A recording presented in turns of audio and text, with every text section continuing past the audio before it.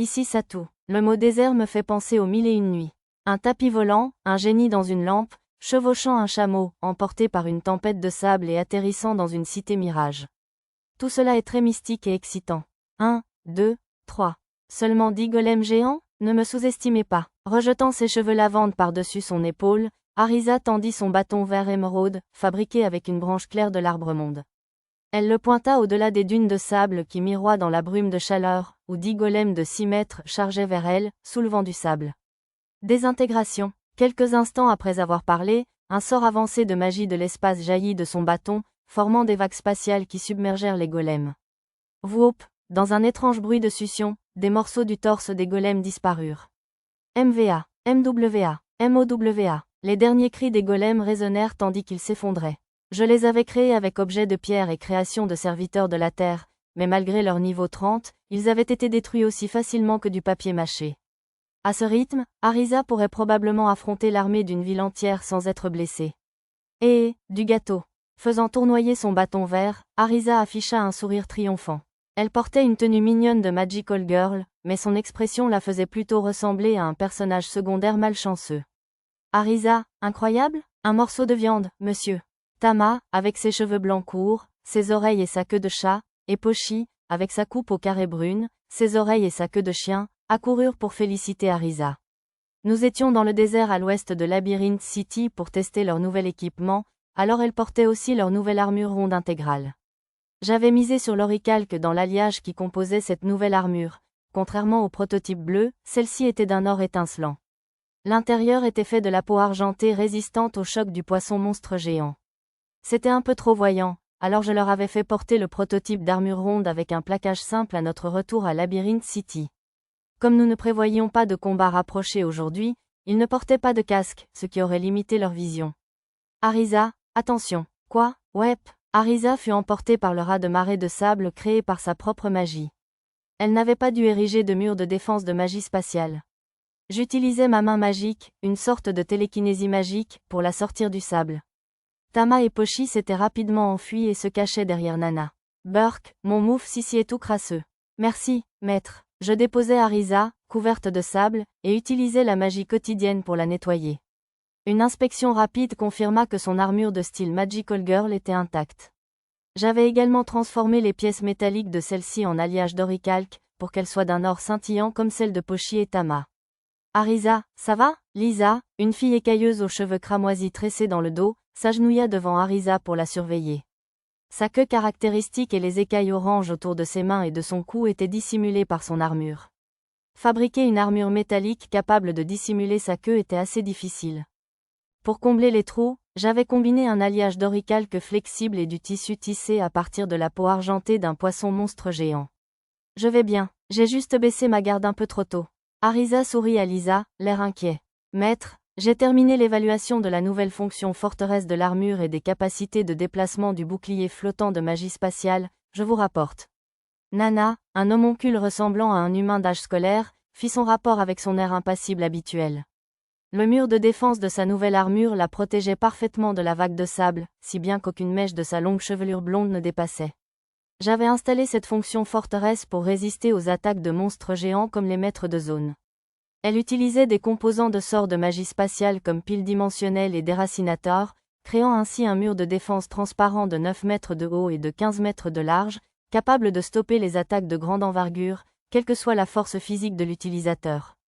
Cependant, comme il était impossible de le déplacer une fois installé, il fallait choisir soigneusement le moment et l'endroit où l'utiliser. Compte tenu de ses propriétés, et de l'aspect des lignes de renforcement ressemblant à un mur de pierre, j'avais décidé de l'appeler forteresse. Elle utilisait à l'origine un circuit magique coûteux conçu pour défendre une base, il fallait donc le charger avec un four magique ou un moteur de pierre sacrée, comme le parapluie équipant le prototype d'armure. Maître, le parapluie pliant fonctionne bien aussi. Lulu était devant, tenant un mur de défense semblable à un parasol. Ses longs cheveux noirs et raides resplendissaient sous le soleil du désert, accentuant sa beauté charmante. Son élégante armure dorée, digne d'une servante, était également un atout. On dirait que la vitesse d'expansion et la connexion avec les circuits de la pierre sacrée sont bonnes aussi. Et le mécanisme de pliage? C'est parfait. Le mur de défense transparent qui planait au-dessus du parasol se replia et disparut à l'intérieur. Comme je le pensais. Un parasol complète si bien une tenue de servante. Arisa et Mia voulaient le leur, alors j'en ferai d'autres plus tard. Satou. Mia s'approcha et se colla à moi. Baissant les yeux, je vis ses oreilles d'elfe légèrement pointues dépasser de ses couettes turquoise clair. Son équipement avait une base dorée comme celui d'Arisa, mais les parties en tissu étaient bleues, contrairement à celle d'Arisa qui était rouge. Puis-je? Tu veux tester ton invocation spirituelle? J'acquiesçai d'un signe de tête. J'avais appris à comprendre les phrases courtes de Mia. Mia brandit son nouveau bâton, spécialement conçu pour invoquer les esprits, et entama un chant de magie spirituelle. Ce bâton élémentaire était fait d'une branche de l'arbre monde et de perles de terre. Il consommait une perle à chaque utilisation, mais en échange, il économisait considérablement de puissance magique. Créer le géant des sables Suna Shuryu-Suzu. Une fois le sort de Mia terminé, le sable à ses pieds s'éleva et forma une gigantesque forme humanoïde. Le géant des sables était de niveau 40, mais très résistant aux attaques physiques, notamment tranchantes et perforantes. Comme la forteresse de Nana, il était parfait pour se défendre contre les monstres géants. Moins de magie. Mia voulait probablement dire que le sort utilisait moins de puissance magique cette fois-ci que lorsqu'elle l'avait utilisé dans la forêt de Bolénan. C'est peut-être parce que tu as utilisé le sable ici? Suggéra Arisa. Ou peut-être que le bâton élémentaire a aidé? Les deux. Alors peut-être qu'on devrait apporter un tas de sable la prochaine fois qu'on combat un monstre géant. S'il te plaît. Mia hocha la tête. D'accord. Garage. Arisa utilisa le sort de magie spatiale sans incantation, et un rectangle blanc apparut sur le sable. Ce sort créait un sous-espace où l'utilisateur pouvait stocker des objets. Dans le cas d'Arisa, cela pouvait créer un espace de la taille d'une maison japonaise traditionnelle. Il fallait de la magie pour ouvrir et fermer l'espace, mais contrairement à la compétence « boîte à objets », sortir des objets ou les y placer n'épuisait aucune magie. On pouvait aussi y stocker des créatures vivantes comme des golems. Mia, ordonne au géant de terre de mettre du sable dans le garage, s'il te plaît. Géant de sable. Corrigeant l'erreur d'Arisa, Mia ordonna à sa création spirituelle de verser du sable dans l'ouverture du garage. Je prendrai du sable de rechange plus tard. Bon, essayons le pistolet d'accélération de Lulu. J'ai pointé un golem que j'avais envoyé au-delà des dunes de sable comme cible de tir d'essai. D'accord. Lulu a sorti un fusil noir éclatant de son pack fait. J'ai utilisé la pointe que Lulu avait reçue du dragon noir HE long pour créer le canon de ce fusil. La poignée et d'autres détails ont même été réalisés à partir des écailles de HE long. Le fusil avait environ la longueur d'une lance, trop long pour être tenu comme un fusil normal. Il fallait donc le maintenir à la hanche et le fixer avec de la magie avant de tirer. Arisa voulait que je fasse un canon à mécanisme à bascule, comme dans des mangas comme The Five Star Stories, mais j'ai refusé, car ce serait moins puissant. Utilisons des balles normales pour l'instant. J'ai tendu des munitions en acier à Lulu. Lulu a sorti un câble de sa tenue de servante de combat et l'a branché à l'arrière du pistolet d'accélération. Je vais injecter de la magie dans le cylindre. Chargé, bip. Lorsque Lulu a prononcé le mot déclencheur, un bruit électronique a été émis par le pistolet d'accélération, et le cylindre fixé à son dos s'est brisé. Le courant est alors passé du câble relié au fourneau de la pierre sacrée cachée dans le sous-espace de la servante à l'arme, la chargeant rapidement. Le cylindre magique avait un calibre 32, réglable pour modifier la puissance de l'arme. Il serait peut-être préférable de le charger avant le combat. Oh oui, le cylindre magique commença à émettre une lueur bleue. Activation du canon virtuel. Déploiement. BIPBOP. Un canon d'énergie de 60 pieds apparut devant le canon d'accélération. Lulu regarda à travers la lunette et pointa le golem au loin. Visée terminée. Activation de la pile dimensionnelle pour maintenir le canon en place. Arrêt. Un piquet invisible suspendait le long et lourd canon du canon d'accélération.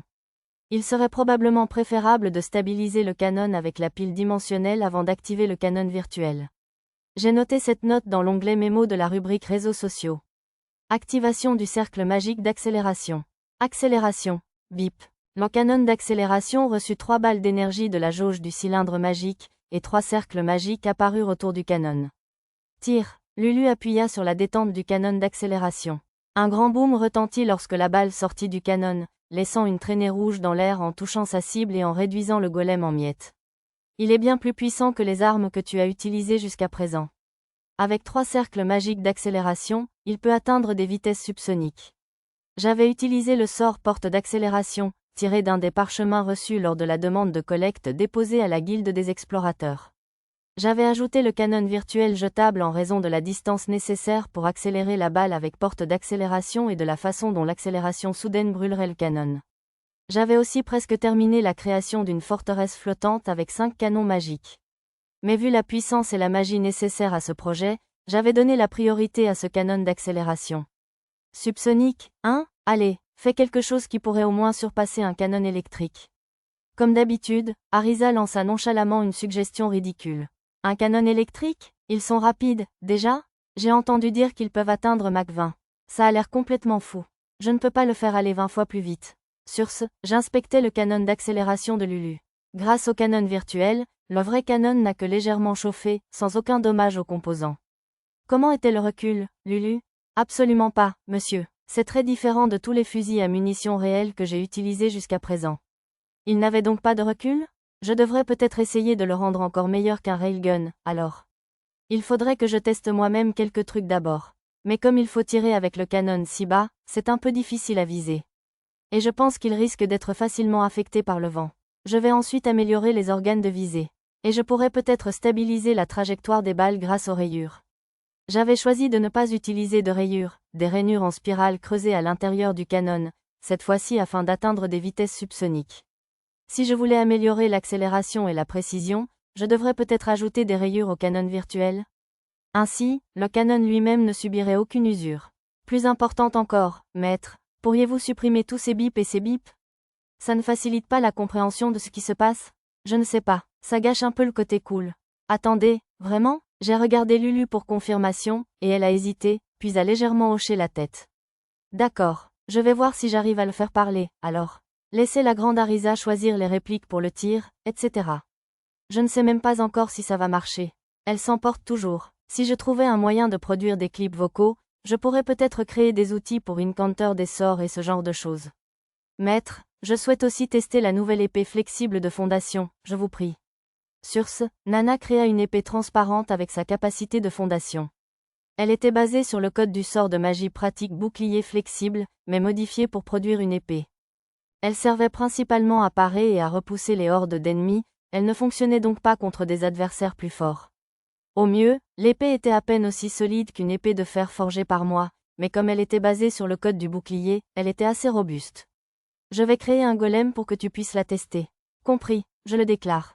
J'ai réfléchi à diverses questions en regardant Nana combattre le golem avec son épée flexible. C'est assez ennuyeux, et se battre avec une arme transparente me semble plus compliqué que rentable. Arisa et Lisa ont donné leur avis.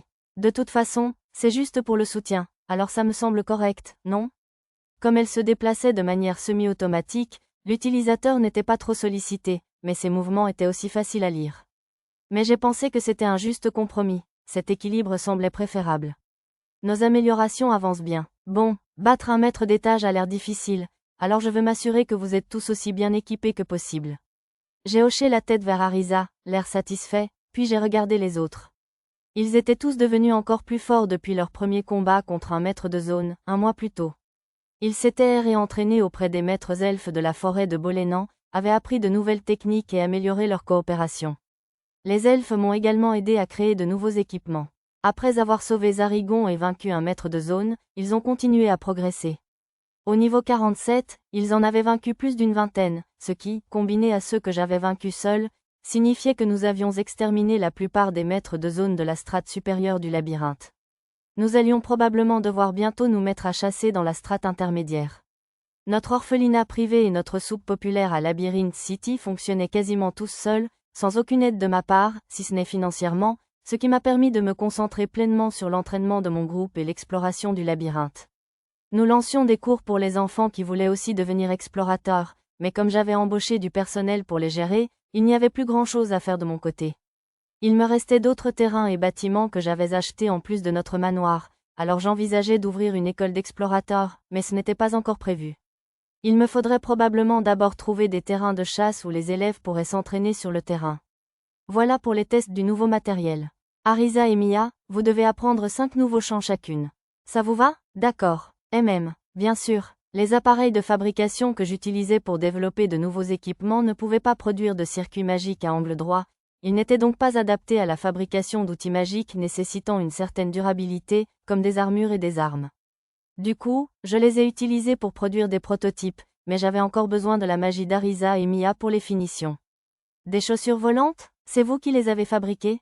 Quand Arisa aperçut les chaussures que j'avais sorties de mon sac, ses yeux s'écarquillèrent. Non, c'était une trouvaille. Je pensais que ce serait pratique pour tester ces planches flottantes. Même en cas de chute, personne ne se blessera. J'ai ensuite sorti un outil magique de la taille d'une planche de surf et je l'ai placé à côté des chaussures. Comme le bouclier flottant, la planche était un outil magique qui utilisait le sort de magie pratique planche flottante et pouvait flotter dans les airs si on l'imprégnait de magie. J'ai injecté de la magie dans la planche pour la faire flotter, et les filles l'ont toutes regardée avec émerveillement. Quoi, est-ce qu'elle peut voler dans le ciel, monsieur? Non, elle ne monte qu'à hauteur de taille environ. Comme pour le sort original, la hauteur correspondait à la quantité de magie dépensée, c'était donc la limite maximale pour celle-ci. Contrairement aux chaussures volantes, cependant, la planche ne nécessitait aucun ingrédient rare pour sa fabrication. Cela signifiait que je pouvais probablement la produire en masse, comme mes épées magiques. Je n'étais pas sûr qu'il ferait des ravages, mais je pensais qu'il pourrait théoriquement servir à transporter des bagages ou à empêcher les chariots de se bousculer. J'avais le pressentiment qu'ils étaient peut-être déjà utilisés dans des endroits que je n'avais pas encore visités. Foon, tu veux essayer? Oui, j'ai soulevé Tama sur la planche flottante, et les autres enfants se sont rassemblés autour. Moi aussi, je veux faire du vélo, monsieur. Maître, je veux aussi faire du vélo, je vous prie.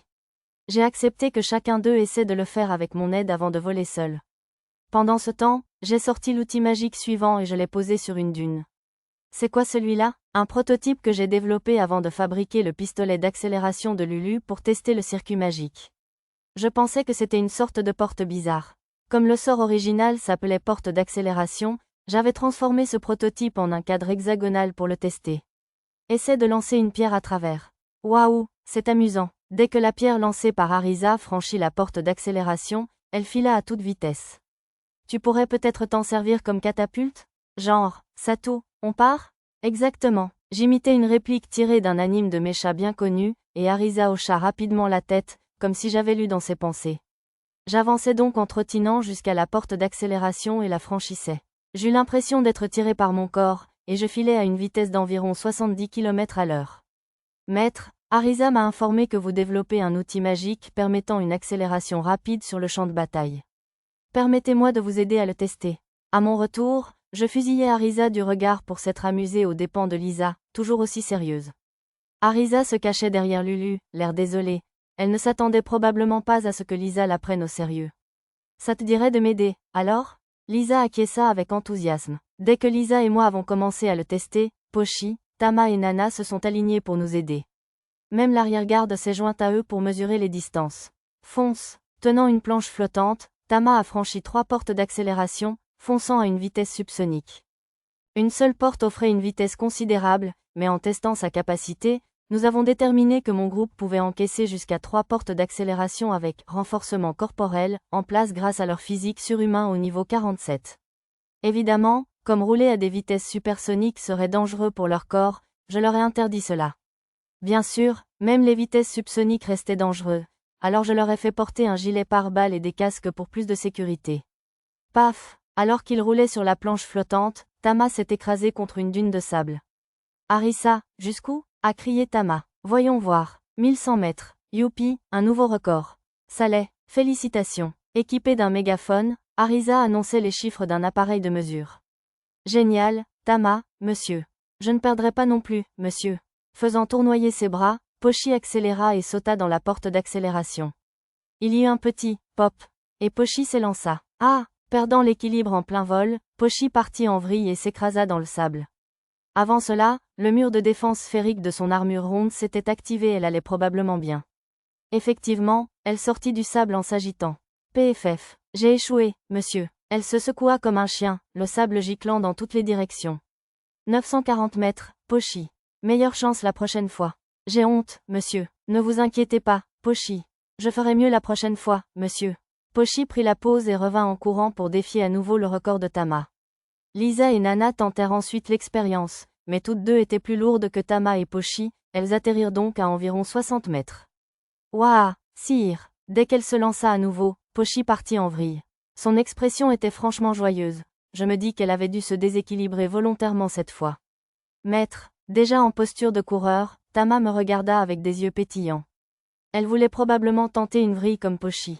Tu peux imiter Pochi si tu veux, mais tu risques de te mordre la langue si tu essaies de parler en tournant. Fais attention. Oui, Oui, monsieur. Tama esquissa un large sourire et me salua d'un air théâtral. Je la regardais sprinter jusqu'à la porte d'accélération, puis partir délibérément en vrille en plein vol. Un large sourire éclaira son visage tandis qu'elle fonçait droit dans une dune de sable. Son angle devait être meilleur que celui de Pochi, car elle traversa la dune et en ressortit de l'autre côté, roulant au sol. Pochi courut vers elle, inquiète, le sable volait partout, mais les deux se regardèrent et éclatèrent de rire. Nya monsieur. On aurait dit qu'il s'amusait bien. Je crois que je ferais mieux de travailler moi aussi. Je sortis 2 parchemins du stockage, Contrôle du sable et Mirage du désert, tous 2 acquis grâce à ma demande de collection à la Guilde des explorateurs. Commençons par Contrôle du sable, ça me semble plus facile. En utilisant le parchemin, je pouvais déplacer librement l'équivalent d'une tasse de sable. J'ai ensuite essayé de l'utiliser depuis le menu magique.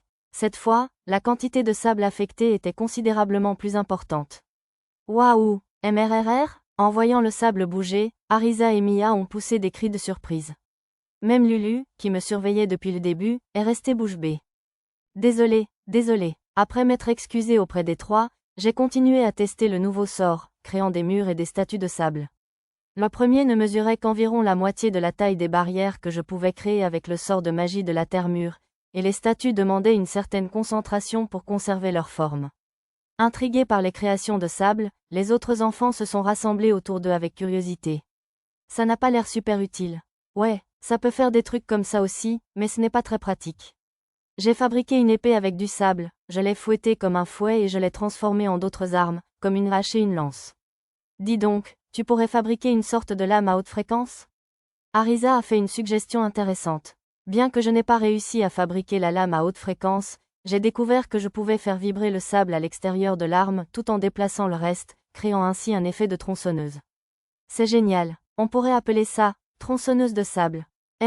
Version eau. Alors qu'Arisa donnait un nom à l'attaque, Mia a demandé un sort de type tronçonneuse d'eau, alors j'ai promis d'essayer plus tard. Cela semblait être l'essentiel du sort de contrôle du sable. Je suis ensuite passé à Mirage du désert. La cité céleste? Elle flotte, monsieur. Maître, aucune fille n'en tombe, à mon rapport. Étrangement, Nana a fait référence à un film d'animation classique. Arisa a dû se remplir la tête d'informations inutiles.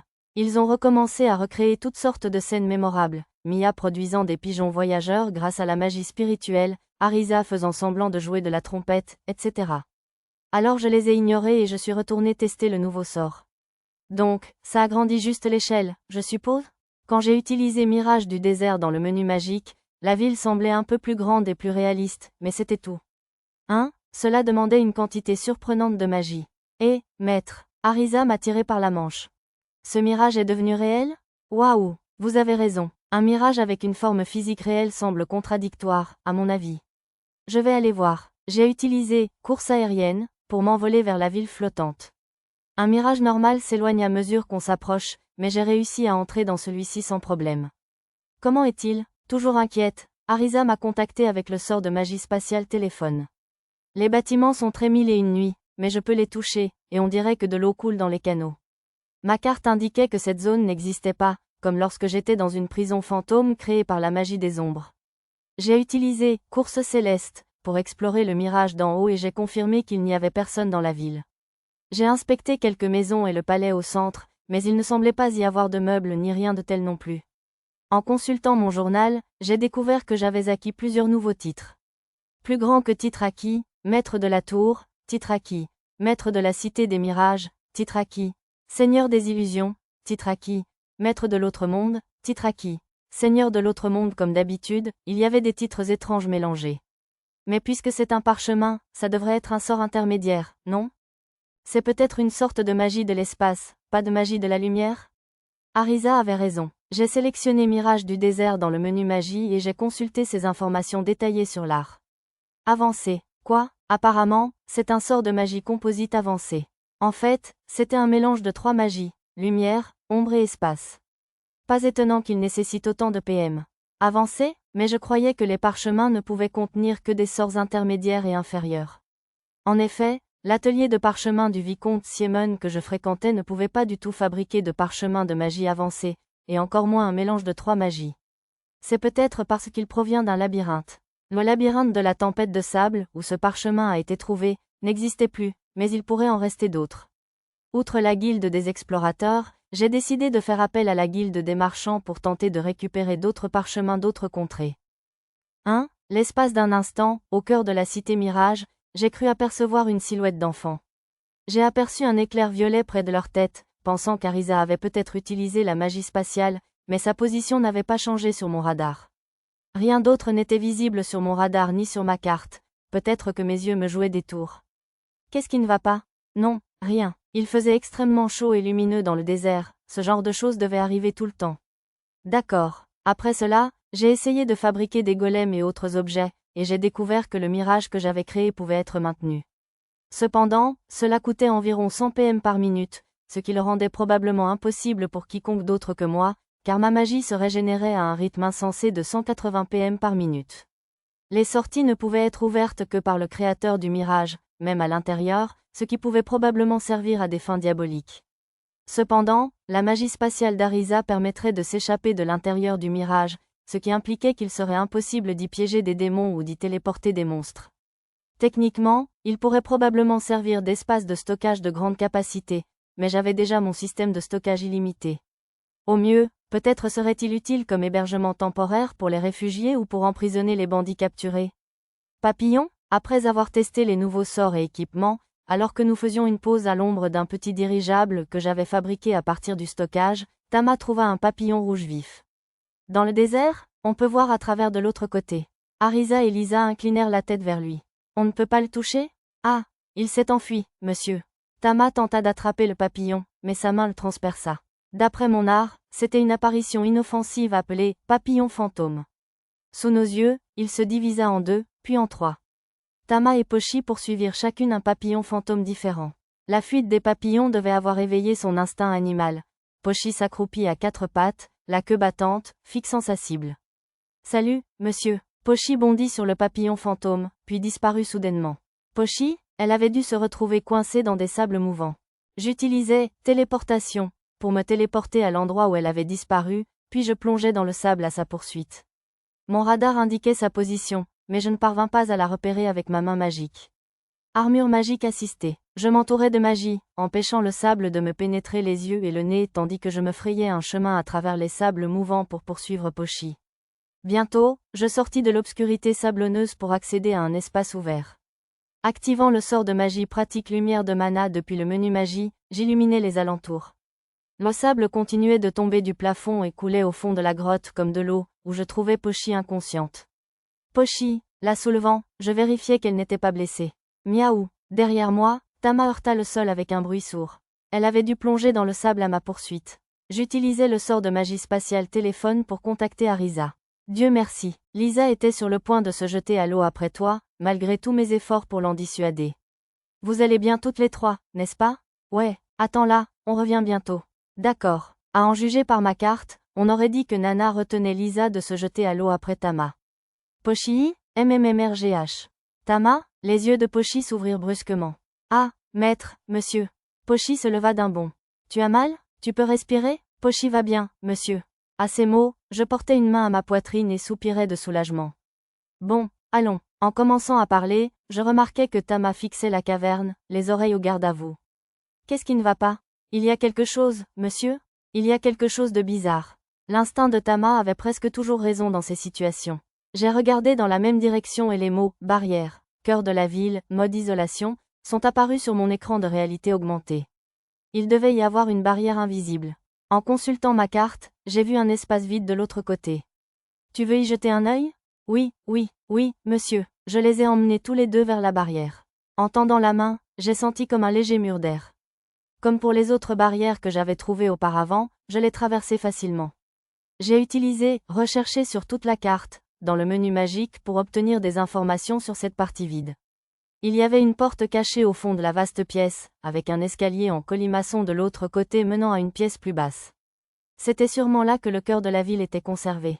Aïe, Gouet, monsieur, j'entendis deux adorables petites plaintes derrière moi. Tama et Pochi avaient percuté la barrière de l'autre côté. La même chose s'était produite lors de notre visite au village des géants, près de la barrière de l'arbre montagne. Ça va? Ne vous inquiétez pas, soyez heureux. Ce n'est rien, monsieur. Tandis qu'ils se frottaient le nez, je pus les attirer à l'intérieur avec leurs mains libres. J'ouvris la porte dérobée et descendis l'escalier en colimaçon, Tama et Pochi à mes côtés. Par précaution, j'envoyai Arisa et les autres prendre le dirigeable pour attendre.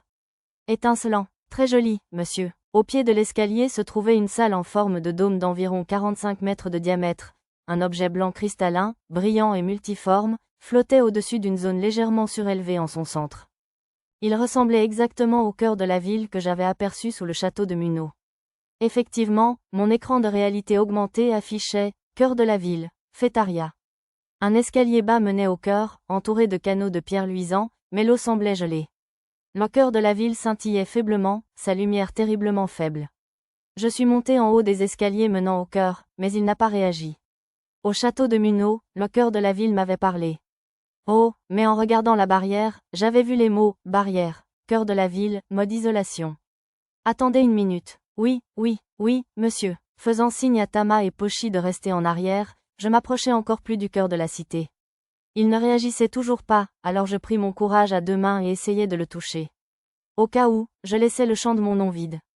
Dès que je touchais le cœur, une voix, ni tout à fait masculine ni féminine, en résonna. Plus grand que compétence acquise, langue de l'Empire du Flux, je vois, donc ça devait être la langue de l'Empire du Flux tout à l'heure. J'investis des points de compétence dans la nouvelle compétence, langue de l'Empire du Flux, et l'activai. Il n'y eut aucune autre réaction pendant un moment, puis le cœur de la cité brilla un peu plus fort, et la voix reprit, plus petit que bienvenu, au roi qui règne sur un territoire supérieur. Souhaitez-vous enregistrer ce terrain comme cité satellite, plus grand que, j'avais déjà entendu cette phrase. Ce devait être une phrase prédéfinie pour les cœurs de cité. Plus petit que non, pas vraiment. Plus grand que, lorsque j'ai répondu honnêtement, la lumière du cœur de cité s'est atténuée, comme si elle était déçue. Plus petit que au roi, veuillez prendre le contrôle de ce terrain.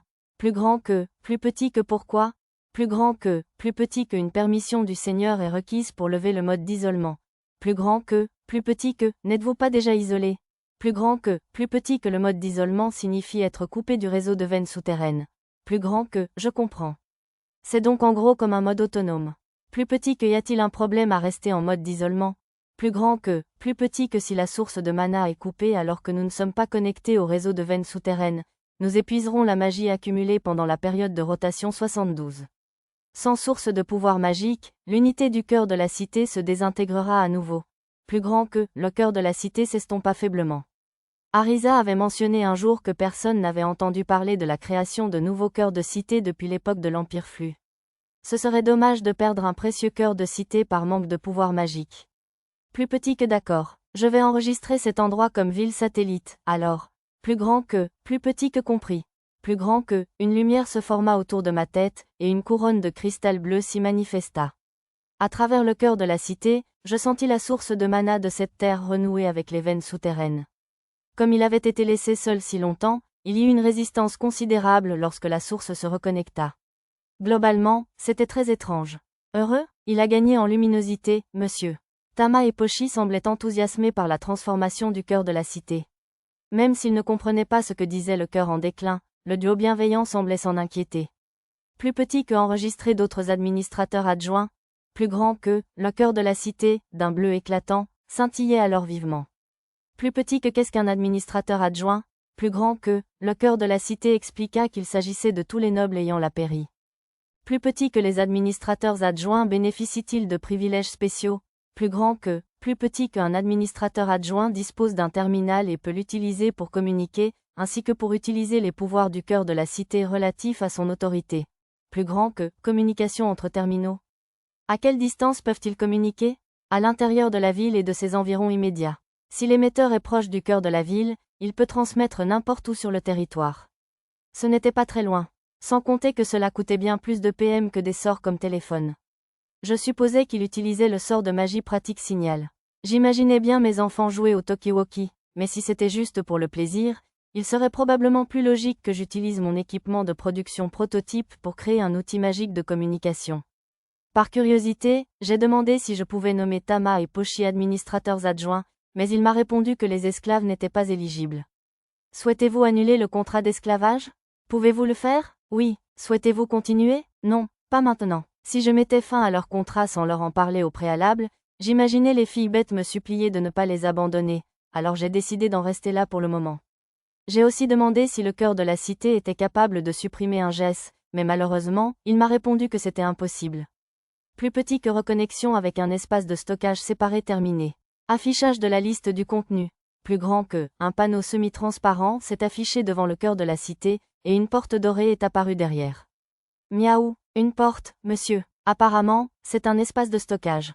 D'un coup d'œil, j'ai repéré des objets intéressants sur la liste, alors j'ai décidé d'aller voir avec les deux hommes bêtes. Ce tableau est joli. Ce cheval de bois est génial, monsieur. Lorsque Tama s'est arrêté devant le tableau, Pochi et moi avons exploré le reste du trésor. Il y avait une énorme quantité de gemmes, de pièces d'or et autres, et même une petite quantité de pièces bleues. Nous avons également trouvé des œuvres d'art, des sculptures et des outils magiques rares comme des capes transparentes et un pégase en bois, ainsi que des appareils magiques fonctionnant avec des pièces bleues. Malheureusement, il n'y avait ni armes ni armure. Les étagères étaient pleines de livres, mais la plupart étaient des documents administratifs datant d'avant la désertification de la région. Je n'ai donc pas trouvé autant de livres de sorts et de spécifications de conception d'outils magiques que je l'espérais. Plus petit que est-ce que nous pouvons emporter ce trésor? Plus grand que, plus petit que bien sûr. Il vous appartient de plein droit en tant que seigneur actuel de ce territoire. Plus grand que, le cœur de la cité nous ayant donné son autorisation, j'ai tout mis en réserve. La seule exception était le tableau que Tama avait pris goût, que je l'ai laissé mettre dans son sac de fée. Plus petit que au roi, je demande l'autorisation de vérifier la situation actuelle. Plus grand que, les cœurs de cité de l'époque de l'Empire Flux n'émettaient pas de signaux passifs, il demandait donc s'il pouvait en émettre un activement. Bien sûr, cela impliquerait également de révéler son existence à des ennemis potentiels. Plus petits que les autres cœurs de cité sont-ils également en mode isolation. Plus grand que, plus petit que c'est très probable. Plus grand que, dans ce cas, même en risquant d'envoyer un signal actif, il n'atteindrait probablement pas ses destinataires. Savez-vous où sont les autres noyaux? Si vous me les donnez, je pourrais aller les voir moi-même. Ô roi, nous vous sommes reconnaissants. À en juger par la carte présentée par le noyau, il y avait au total 243 autres emplacements. Même avec la téléportation, il me faudrait probablement un certain temps pour tous les vérifier. Ils étaient inactifs depuis des centaines d'années. Pourquoi ne pas attendre au moins jusqu'après le déjeuner? Des noyaux de ville, hein? On va fonder un nouveau royaume ici? Quand je lui ai parlé des noyaux de ville et des trésors de l'Empire Flux que nous avions trouvés sous terre, c'est ce qu'Arisa a répondu. Non, ce serait beaucoup trop de travail. Oh, allez, ce serait amusant de créer une oasis pour les voyageurs du désert, mais gérer une ville entière? Non, merci. De toute façon, ils seront probablement occupés à restaurer leur magie pour le moment. J'avais fourni au cœur de la cité 90% de mes PM, plus l'équivalent d'une batterie d'épée sacrée forgée en excès de magie. Comme la quantité de magie requise pour le cœur de la cité dépassait largement mes PM, il était encore loin d'être complètement chargé. Cependant, le noyau avait indiqué que cela suffirait au moins à se défendre contre toute catastrophe naturelle pendant un certain temps, afin de pouvoir récupérer le reste normalement grâce aux veines souterraines et aux sources de mana. Maître, emplacement ombragé approprié, je vous informe. Merci, Nana. Lulu, pourriez-vous faire descendre le dirigeable? Tout de suite, maître. Le dirigeable atterrit à l'ombre de quelques rochers à une centaine de mètres de haut. Comme il faisait un peu trop chaud et sablonneux pour déjeuner dehors, j'utilisais un objet de pierre pour construire un torii et un bâtiment de style sanctuaire Shinto. J'avais envisagé d'en faire un temple de style Parthénon, mais j'étais plutôt d'humeur Shinto aujourd'hui. Malgré ma prudence, je n'eus pas de flashback mystérieux comme lorsque nous avions vu le portail de voyage en pierre brisée de style torii dans le comté de Seiryu. Un torii en pierre, c'est une chose, mais que le sanctuaire lui-même soit en pierre, c'est un peu étrange. C'est vrai, je devais acquiescer à Arisa. Ensuite, j'ai utilisé des sorts comme rideau d'air et climatisation pour ajuster la température autour de nous. Cool, c'est vraiment bon, monsieur. Même Tama et Pochi, qui jouaient dans le sable, devaient être épuisés par la chaleur du désert. C'est le bureau du sanctuaire? Il y a une véranda à l'intérieur. Ouais, je ne pensais pas que ce serait bien de faire des toilettes dans un temple, alors j'ai décidé de m'en servir. Je n'avais encore construit que l'extérieur, sans aucun mobilier pour l'intérieur. Tu sais, mon cousin vivait dans un sanctuaire. J'y jouais beaucoup jusqu'à l'école primaire. Être dans un sanctuaire maintenant, c'est un peu comme être chez soi. Je l'ignorais. On mangeait tout le temps du maïs frais et grillé, ainsi que des patates douces, sur la véranda. Arisa a plus d'association gastronomique avec un temple que spirituel. Je vais installer un bain à l'intérieur pour que vous puissiez tous vous laver. Après avoir brossé les cheveux d'Arisa pour enlever le sable, j'ai utilisé objet de pierre pour construire une baignoire et un canal d'évacuation dans le bureau. Ce sort était presque trop pratique. La baignoire ressemblait davantage à une piscine, alors j'ai installé des cloisons autour. Maître, vous devriez vous baigner avec nous. Et même, ensemble. Désolé, j'ai autre chose à faire. Arisa et Mia ont essayé de m'entraîner jusqu'au bain, mais un peignoir aurait compliqué le nettoyage du sable, et je n'étais pas à l'aise à l'idée de me mettre nue dans la baignoire avec les filles plus âgées. Oh, mais c'était l'occasion de voir votre. Arisa, a averti Mia. Enfin, l'occasion de vous servir, maître. J'ai envoyé Arisa, grognon, se laver derrière les cloisons, puis j'ai utilisé magie quotidienne pour me purifier avant de parcourir quelques documents que j'avais acquis sous terre. Quelle est l'immensité du pouvoir des dieux? Cette grandiose introduction marquait un passage du journal du Seigneur décrivant la naissance du grand désert. Mais nous, simples mortels, n'avons jamais pu contrôler pleinement l'orbe de flamme draconique, qui contient le pouvoir du dieu dragon. Tiens, cette « orbe de flamme draconique » n'était pas mentionnée dans la liste des matériaux que j'avais découverts à Bolénan. Le plus proche que j'avais été une perle de véritable dragon. Au sens littéral, cette orbe de flamme draconique était peut-être un objet contenant le souffle de flamme du dieu dragon.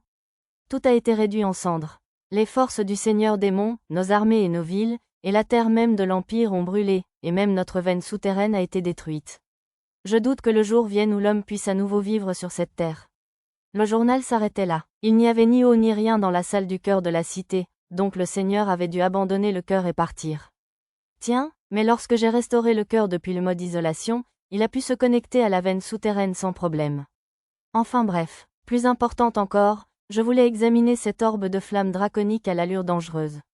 Au cas où, j'ai fouillé mon stockage et la carte, mais je n'ai rien trouvé de tel. J'ai poussé un soupir de soulagement. Quoi de neuf, maître? Arisa s'est approchée, un lait fruité à la main. Je lisais comment ce désert est né. Quoi? Je pensais que vous auriez trouvé des illustrations secrètes de l'Empire de l'afflux ou des livres de sorts. Il y avait aussi quelques livres de sorts. Vous voulez les lire plus tard? Bien sûr, moi aussi. Arisa et Mia semblaient excitées.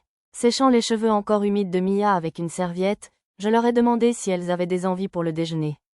Je veux des nouilles sommenes. Et pour le dessert, une moitié de pastèque entière. La demande d'Arisa ressemblait à un rêve d'enfant pour les vacances d'été. Un repas? Je veux de la viande aussi, monsieur. Séchez-vous les cheveux d'abord, vous deux. Tama et Pochi sont arrivés en courant, trempés jusqu'au haut, alors Lisa les a rattrapés et les a séchés.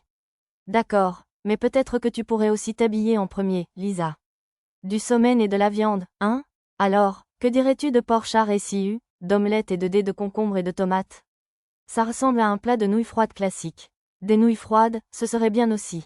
J'en ferai demain. Oh, je sais, prenons des nagashi somen. Bien sûr, pourquoi pas? J'ai assez de bambou. Du bambou? Mia pencha la tête, alors je rassemblai les enfants et leur expliquai la tradition japonaise des nagashi somen, un plat de nouilles servi en s'écoulant dans un canal en bambou. Ensuite, je sortis du bambou du stockage, le coupai en deux verticalement, coupai les nœuds et les attachai avec des perles d'esprit des arbres. Esprit de l'eau. Mia utilisa le sort de magie spirituelle, créer un esprit de l'eau, pour invoquer un pseudo-esprit aquatique appelé Undyne. Il utilisa ses pouvoirs de manipulation de l'eau pour contrôler l'eau qui coule pour les nagashi somen. Oh, l'eau tourne en boucle. Une fois l'eau arrivée au fond, elle se déplaçait dans l'air et remontait vers le haut du canal. Ainsi, les nouilles non ramassées en descendant remontaient également vers le haut. Très impressionnant. Mia rougit et hocha la tête à mes compliments. Lulu et Lisa m'aidèrent à faire cuire les nouilles et à préparer la garniture. Mia avait quelques demandes supplémentaires, et j'ai donc préparé des champignons géants bouillis sucrés-salés. Ils auraient fait une excellente garniture pour le riz à sushi. Pour une raison inconnue, nous avons fini avec plus de variétés de char et sciu que de nouilles, mais personne ici n'y verrait d'inconvénient. Bon, c'est parti. Une fois les préparatifs terminés, j'ai fait aligner le groupe le long du canal en bambou et j'ai commencé à verser les nouilles du haut, une portion après l'autre. Si je n'en versais pas assez, les filles au bout du canal n'en auraient jamais eu. Génial. C'est très élégant, je vous assure. Mia et Nana semblaient prendre plaisir à ramasser les nouilles. Trop dur. Monsieur Nouille nous échappe sans cesse, monsieur. Tama et Pochi n'étaient pas aussi doués avec les baguettes que les autres, alors ils avaient du mal. C'est délicieux. La texture du char et sciu change selon qu'on le mélange avec les concombres ou les tranches d'omelette. Je veux essayer. Moi aussi, monsieur. Après quelques tournées de nouilles, Lisa s'est rapidement tournée vers le porc, et Tama et Pochi ont suivi, remplissant leurs assiettes de viande au lieu de nouilles. Oh, j'ai trouvé des nouilles roses. Au mot d'Arisa, Tama dressa l'oreille. Des nouilles jaunes. Quand Mia intervint, Pochi se retourna à son tour. L'odieux d'homme bête courut voir les nouilles colorées, car Isa était ravie de montrer. Colorées? Elles ont un goût différent aussi, monsieur? Elles ont le même goût, mais on dit que manger des nouilles colorées est bon pour la santé. Arisa inventa une légende pour piquer la curiosité de Tama et Pochi. Moi aussi, je veux être bénie, monsieur. J'attraperai le prochain? J'avais mélangé des nouilles colorées juste pour le plaisir, mais il semblait qu'elles plaisaient aux enfants, même dans un monde parallèle. Tama et Pochi étaient debout, baguette à la main, alors j'ai fait couler des nouilles colorées vers eux. Pour les attraper plus facilement, j'ai utilisé main magique pour ralentir les nouilles lorsqu'elles sont passées devant moi. Je suis tellement rapide, on dirait qu'elles sont figées, monsieur. C'est parce qu'elles le sont. Vous les avez? Salut, monsieur. Les deux se sont précipités comme des oiseaux de proie pour ramasser les nouilles qui ne coulaient plus. Ils avaient abandonné les baguettes et utilisaient leurs mains. Glissantes? C'est bon, monsieur. J'en veux encore, monsieur. Enfin, je suis content qu'ils apprécient, au moins. Il ne faut pas les attraper à main nue. Tenez, utilisez-les. Oui, désolé, monsieur. Lisa les gronda, puis leur prit leurs baguettes et leur donna des pinces. J'ai décidé de participer à la fête aussi. La plupart des plats que nous mangions dans le labyrinthe étaient nourrissants et nutritifs, alors c'était agréable de déjeuner léger et rafraîchissant pour changer. Les nouilles fraîches me faisaient un bien fou. Quand j'ai réalisé que les enfants commençaient à se lasser de la soupe de nouilles classique, je leur ai proposé de la sauce sésame, puis j'ai dégusté mes propres nouilles avec divers condiments. La pastèque, c'est le meilleur dessert par temps chaud. Une fois notre déjeuner de Nagashi Somen terminé, nous nous sommes installés sur la véranda et nous sommes régalés de pastèques. J'avais distribué de grosses moitiés de pastèques à qui le voulait, à déguster à la cuillère. Inutile de préciser que c'était la demande d'Arisa. Le char réciu était bon, mais la pastèque est délicieuse aussi, monsieur. Oui, Pochi et Tama avaient tellement rempli leurs assiettes de porc qu'on ne voyait plus les nouilles en dessous, mais visiblement, leur appétit était intact, car ils enfonçaient presque leur visage dans les pastèques. Attention, vous deux, si vous mangez des graines de pastèque, elles pousseront dans votre ventre. Miaou, oh non, monsieur. Tama et Pochi parurent horrifiés par la blague d'Arisa. Alors au lieu de manger les graines, vous les recrachez comme ça. Pfeu, il faut recracher les graines comme ça pour profiter pleinement de l'été de sa jeunesse. En entendant les mots d'Arisa, je me suis souvenu d'une autre personne qui m'avait dit un jour. Assise sur la véranda, Arisa me regarda et son sourire rappela celui d'une jeune fille aux cheveux verts. Allez, maître, ne ramassez pas les graines avec un cure-dent. Vivez un peu, Ichiru, tu ne dois pas manger comme une telle dame. Les cheveux violets d'Arisa flottaient dans la douce brise du désert. Au même moment, se superposant à ce qui se trouvait devant moi, je vis les cheveux argentés d'une fille bruisser doucement dans la brise estivale. Les flashbacks se succédaient. Que se passe-t-il? Maître, une main élancée me ramena à la réalité. Je secouai légèrement la tête, essayant de dissiper cette étrange sensation. En regardant Nana, je me souvins que c'était le même rêve éveillé que j'avais eu lorsque nous jouions près d'un ruisseau dans la forêt de Bolénan. Oh, ce n'est rien. Le soleil du désert a dû m'épuiser un peu, c'est tout. Prenez soin de vous, maître, dit doucement Lisa. Juste à ce moment, Lulu revint de la cuisine. Maître, j'ai préparé un punch aux fruits. Délicieux. Les fruits flottants dans le sirop sucré sont très mignons, je vous assure. Mia et Nana étaient ravis du dessert délicat que Lulu avait préparé. Il y avait aussi des morceaux d'ananas et de kiwi qui flottaient, si éclatants que leur simple vue me rafraîchissait. La douceur du sirop était suffisamment délicate pour rehausser la douceur naturelle des fruits sans être trop forte. C'est délicieux, Lulu. Quand je l'ai complimenté sur son travail, Lulu m'a adressé un sourire radieux. Ces derniers temps, ses sourires étaient encore plus radieux que d'habitude. Peut-être que son complexe d'infériorité commençait enfin à s'estomper. Elle avait aussi préparé un grand bol de fruits que Rei et Yuneya nous avaient offert lors de notre dernière visite à Paradise Island, au retour de la forêt de Bolénan. Les bananes sont délicieuses. J'aime aussi les pommes et les ananas, monsieur. Le kiwi est délicieux avec du yaourt, je vous assure. Tous les fruits étaient frais et délicieux. Nous nous sommes reposés un moment et avons savouré les fruits tropicaux. Je reviens tout à l'heure. Pendant que les enfants faisaient la sieste après le déjeuner, j'ai décidé d'aller faire un tour dans le désert pour voir comment allaient les autres centres-villes. Soyez prudents, d'accord? Ne faites rien de fou. J'ai fait signe à Arisa pour rassurer ses inquiétudes maternelles, puis je me suis envolée vers le ciel avec « course aérienne ». Une fois assez haut, j'ai utilisé « course éclair » pour me diriger vers ma première destination. Cette zone est vraiment immense. Pas étonnant qu'on l'appelle le « grand désert ». Elle était divisée en plusieurs zones sur la carte, plus vaste que tous les autres endroits que j'avais traversés jusqu'à présent. Si je n'avais pas une compétence me permettant d'aller plus vite qu'un avion à réaction, je deviendrais probablement fou à essayer de me déplacer. Est-ce que tout ça est dû à cette orbe de flammes de dragon? Il y avait plusieurs hautes chaînes de montagnes à la frontière du désert. Je me demandais si l'explosion avait créé les montagnes et pourquoi la transformation en sable s'était arrêtée à cette frontière. Sable, Sable, sable. C'était étrange que le désert soit composé de si peu de choses que du sable. Il y avait des monstres, mais en si petit nombre qu'on ne les croisait jamais, sauf par malchance. Oh, une oasis. À l'extrême ouest du grand désert se trouvait une petite oasis. Au lieu de faire partie du grand désert, cette région s'appelait l'émirat de Vustelu, où vivait une tribu appelée le peuple du sable. D'après les informations recherchées sur toute la carte, le territoire était presque 4 fois plus grand que le duché d'Ugosh, mais la population et le nombre de villes n'atteignaient qu'environ celui d'un seul comté du royaume de Shiga. J'étais tenté de faire un détour pour explorer cette nouvelle région, mais j'ai hésité, car j'étais en pleine recherche des cœurs de cités enfouis dans le sable. Une fois que mon groupe aurait vaincu un maître d'étage, terminé cette partie de l'entraînement et retourné visiter la ville de Seriou, nous pourrions explorer les autres terres. J'ai fait le tour de chacun des 243 points et n'ai trouvé que 2 cœurs de cités vivants. Les autres ne contenaient que des cristaux qui semblaient être les restes d'un cœur. Beaucoup étaient encore intacts, alors je les ai mis en réserve pour voir si je pouvais les réparer. Comme pour le premier cœur de la cité que j'avais découvert, j'ai enregistré les domaines des 2 autres cœurs vivants comme faisant partie de mon territoire et leur ai laissé à chacun une épée sacrée de pouvoir magique. J'ai également placé des plaques de sceau à chaque point du cœur de la cité, ce qui, je l'ai pensé, pourrait être utile pour traverser le désert et explorer d'autres contrées.